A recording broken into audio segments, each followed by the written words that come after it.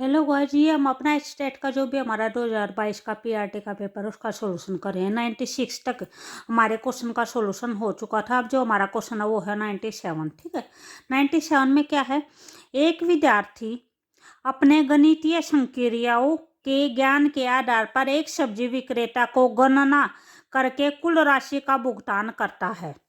इस परिस्थिति में निम्नलिखित में से कौन सा शिक्षण उद्देश्य का प्रयोग कर रहा है? ज्ञानात्मक का, अवबोध का, ज्ञानोपयोग का, या फिर सृजनात्मकता का। तो यहाँ पे वो उस जो भी उसको नॉलेज है, जो भी उसको ज्ञान है, एडिशन की है या फिर मल्टीप्लिकेशन की है, उसका यूज करके, ठीक है, वो क्या कर रहा है, भी उसका यूज कर रहा है, ठीक, उसका उपयोग कर रहा है। तो यहाँ पे हमारा आंसर कौन सा हो जाएगा? ज्ञानोपयोग हो जाएगा। ठीक है, उसके बाद नेक्स्ट क्वेश्चन हमारा 98 है। 98 में क्या है, एक संख्या का 30% दूसरी संख्या के 1/6 के बराबर है। तो इसको क्या कैसे निकालेंगे?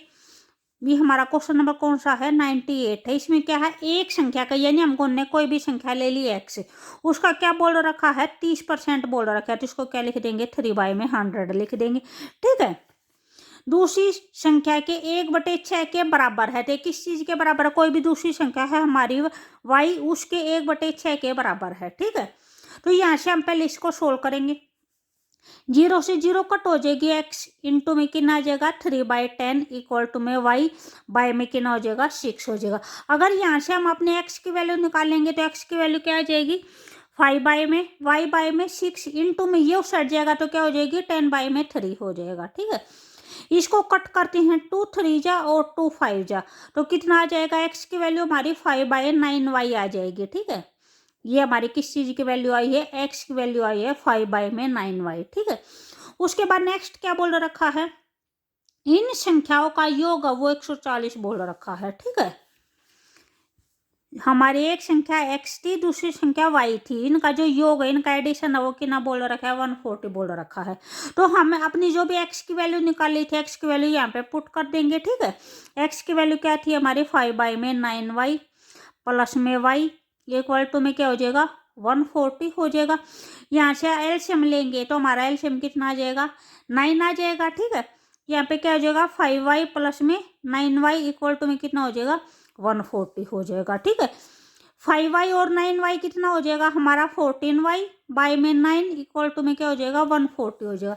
यहाँ से हमारे y की वैल्यू निकल जाएगी। जो भी हमारे y की वैल्यू होगी वो क्या होगी? 140 इंटू में ये उस हट जाएगा तो कितना आ जाएगा? 9/14 हो जाएगा। 14 से इसको कट करेंगे तो कितना हो जाएगा? 10 हो जाएगा। तो y की वैल्यू हमारी यहाँ से कितनी आएगी? 90 आएगी। ठीक है, यहाँ पे इन्होंने क्वेश्चन में पूछ क्या रखा है, तो बड़ी से बड़ी संख्या का मान बताओ, यानी कौन सी संख्या बड़ी है उसकी वैल्यू बतानी है। तो यहाँ से हमारी क्या आई है? y की वैल्यू आई है 90। अगर y की वैल्यू हम यहाँ पे अपने पुट कर देंगे तो हमारी x की वैल्यू आ जाएगी 5/9 इंटू में कितना है? 90 है, इक्वल टू में x है, कितना हो जाएगा? 10 हो जाएगा। 9 से कट करेंगे तो x की वैल्यू हमारी कितनी आई है? 50 आई है, और y की वैल्यू कितनी आई है? 90 आई है। ठीक है, तो यहाँ पे हमारी जो भी बड़ी संख्या होगी वो कौन सी होगी? y होगी, यानी हमारा आंसर कितना हो जाएगा? डी हो जाएगा, ऑप्शन नंबर डी। ठीक है, 90।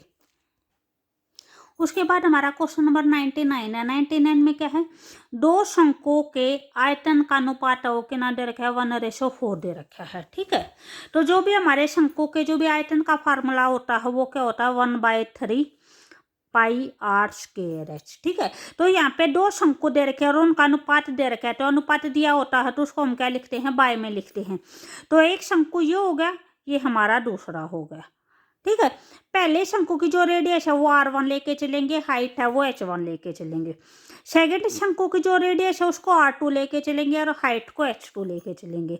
ये अनुपात कितना दे रखा है? 1/4 दे रखा है, तो इसको हम क्या लिखेंगे? 1/4 लिखेंगे। ठीक है, उसके बाद 1/3 से 1/3 कैंसिल हो गया, पाई से पाई कैंसिल हो गया। भी पाई की वैल्यू हमारी 22/7 होती है हर केस में। ठीक है, तो उसके बाद हमारा क्या बचा है? जो हमारा बचा है वो r1 स्क्वायर h1 अपॉन में r2 square h2 equal to 1/4 है। ठीक है, आगे क्या दे रखा है?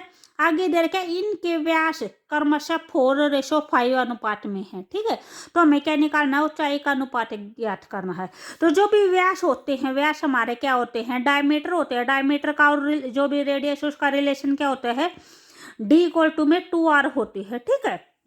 तो यहाँ पे आपको क्या दे रखा है, उनका रेशो दे रखा है, यानी D1 का और D2 का जो रेशो दे रखा है वो कितना दे रखा है, 4:5 दे रखा है, ठीक है। ये दे रखा हमारा उनके व्यासों का जो अनुपात है वो 4:5 है।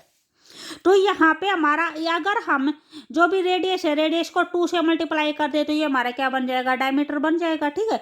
तो 2 पे हम यहाँ से भी ऊपर भी मल्टीप्लाई कर दिया और नीचे भी मल्टीप्लाई कर दिया, यानी हमें 2 जो भी 2 हो मल्टीप्लाई भी कर दिया और डिवाइड भी कर दिया, फिर इसके अंदर कोई इफेक्ट नहीं पड़ता है ऐसे, ठीक है।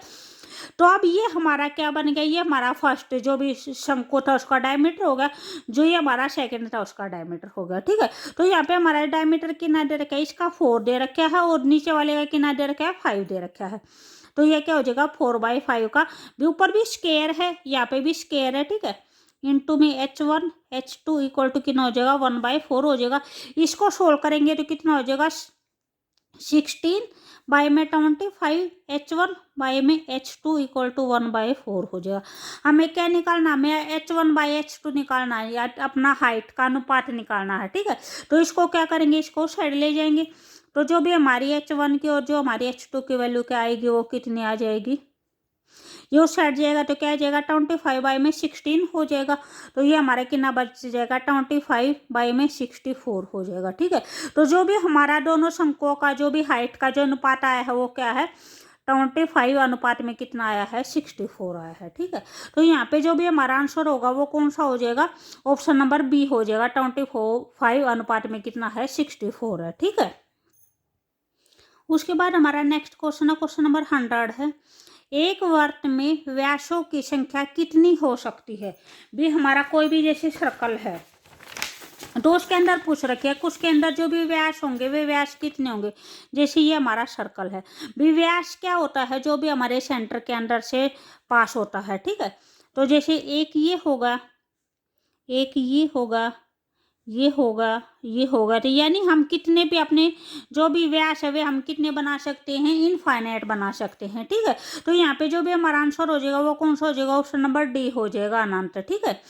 उसके बाद है 101, निम्नलिखित में से कौन सा गणित के ज्ञान को नहीं दर्शाता है, सटीकता है, अस्पष्टता है, व्यवस्थित है या तार्किक है। तो यहाँ पे जो भी हमारा आंसर होगा वो कौन सा हो जाएगा, ऑप्शन नंबर बी हो जाएगा, कि जो गणित का ज्ञान होता है वो सटीक भी होता है, व्यवस्थित यानी एक से ढंग से अरेंज भी होता है, तार्किक भी होता है। तो यहाँ पे क्या होगा, स्पष्ट नहीं होता, ठीक है। उसके बाद नेक्स्ट क्वेश्चन है, क्वेश्चन नंबर 102 है, ठीक है। इसमें क्या है, निरीक्षणों के प्रकारों के विषय में निम्नलिखित में से कौन सा कथन है जो सत्य नहीं है। जो फर्स्ट है, निबंधात्मक प्रकार के प्रश्न संपूर्ण पाठ्यचर्या पर आधारित होते हैं। वस्तुनिष्ठ प्रकार के प्रश्न अनिश्चित और असीमित होते हैं। वस्तुनिष्ठ प्रकार के प्रश्न अधिक विश्वसनीय एवं वैध होते हैं। निबंधात्मक प्रकार के प्रश्नों द्वारा विचार अभिव्यक्ति का आंकलन नहीं होता। तो यहाँ पे क्या बताना, कौन सा कथन सत्य है वो बताना है। तो यहाँ पे जो भी हमारा आंसर ठीक होगा वो कौन सा हो जाएगा, सी हो जाएगा। अब जो भी हमारे वस्तुनिष्ठ प्रकार के क्वेश्चन कौन से होते हैं, जो भी हमारे एमसीक्यू होते हैं या जो 1 नंबर के क्वेश्चन होते हैं, तो वहाँ पे जो भी उनका जो भी प्रश्न होते हैं वे क्या होते हैं, अधिक विश्वसनीय होते हैं तथा वैध होते हैं, ठीक है। उनका जो भी आंसर होगा वो फिक्स ही होगा।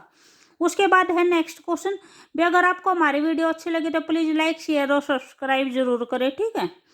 103 है, यदि त्रिभुज की 2 भुजाएं असमान है, ठीक है, तो बड़ी भुजा के सामने का जो कोण होगा वो कैसा होगा, ये पूछ रखा, बड़ा होगा, छोटा होगा, बराबर होगा या आधा होगा। तो जो बड़ी भुजा होगी, बड़ी भुजा के सामने का कोण कैसा होगा, बड़ा होगा। छोटी भुजा के सामने का कोण कैसा होता है, छोटा होता है। और जो भी हमारी समद्विबाहु त्रिभुज होती है, जैसे ये हमारी समद्विबाहु त्रिभुज है, इसकी ये भुजा इस भुजा के समान है, ठीक है। तो अगर ये 2 भुजाएं बराबर हैं तो इनके आमने सामने के जो भी कोण होंगे वे कोण भी दोनों क्या होते हैं, बराबर होते हैं, ठीक है। जो नेक्स्ट क्वेश्चन है वो हम अपने नेक्स्ट वाली वीडियो में करेंगे, ठीक है। ओके।